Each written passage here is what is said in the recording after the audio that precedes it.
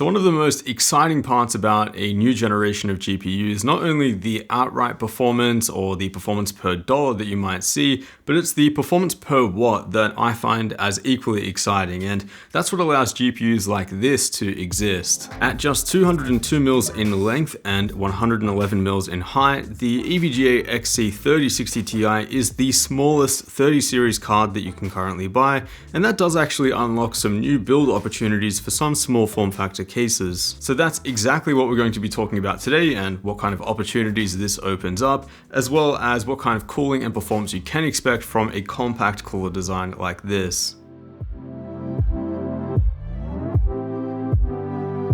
So first off, why would you even want a graphics card this small in the first place? Well, to be honest, most of you probably shouldn't. The most sensible approach is to buy a graphics card with the most effective cooler design that fits both your budget and the case that you're putting it in. And with most ITX cases coming out now and in the future supporting larger cards, cooler designs like this are becoming a lot less relevant. However, there are still a handful of supremely small cases that don't fit those larger cards. For example, this is now the fastest graphics card to fit in the legendary Skyreach 4 Mini, a case that is just 5 liters in total volume. So if you needed an excuse to build a console-sized gaming beast, this is it. And I'm actually planning a full build with this case and graphics card coming out soon, so do hit that subscribe button if you haven't already. This is also now the fastest GPU option to fit in Intel's NUC 9 Extreme, which also comes in at around 5 liters in volume and can easily fit in a backpack. That's a system that was previously limited to an RTX 2070, which the 3060 Ti is a noticeable step up from. In fact, when it comes to gaming, the 3060 Ti is around 20 to 25% faster on average than the 2070, depending on the title and the resolution,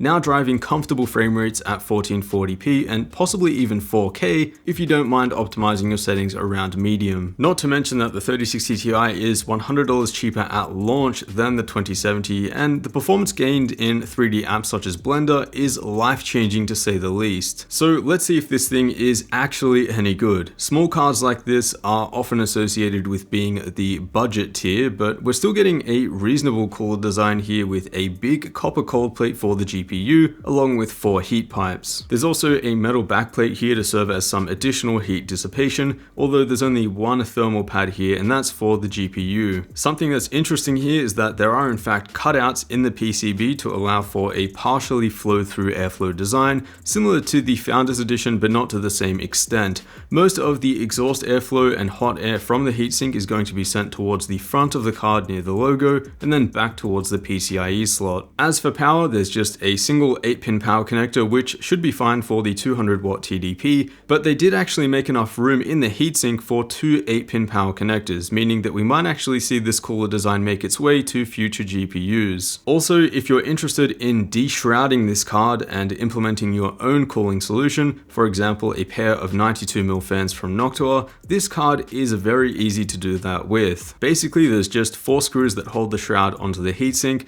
then the screws for the fans. There are the usual metal tabs here for cable management which might interfere, so just be aware of those. Now in terms of performance, it's about what you'd expect for a card this size. Actually, it did a bit better than I expected personally given the 200 watt TDP. Cooler designs of this size are usually around the 175 watt range. Against the Founders Edition, which is larger and has a more exposed heatsink, the EVGA XC ran 5 degrees cooler, but with a noticeably faster fan speed. Normalizing the fan speed between the two, I'd say you'd get very similar thermal performance, although I'd say that the fans on the Founders Edition are a fair bit quieter. Of course though, the advantage of the more compact XC card is that it can fit into some systems where the FE cannot.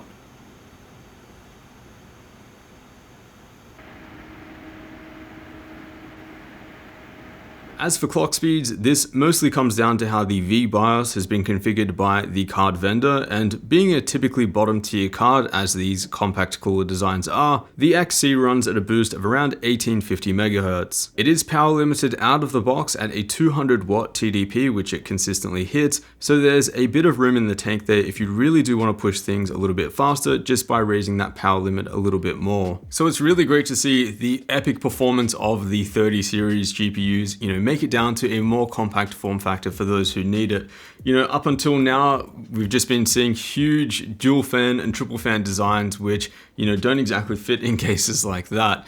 So for most of you, I do recommend going for the biggest graphics card and GPU that will fit into your budget and the case that you're putting it in. But for some people, this is that. Some users do require or just prefer extreme portability when it comes to their own PC, and this card gives those users a potentially big upgrade. Exceeding RTX 2080 performance in this form factor, that's pretty insane. And as I mentioned, I am planning a pretty exciting build using this card in the Skyreach 4 Mini, so do stay tuned for that. As always, I will have these linked down below for those interested. A huge thanks for watching, and I will see you all in the next one.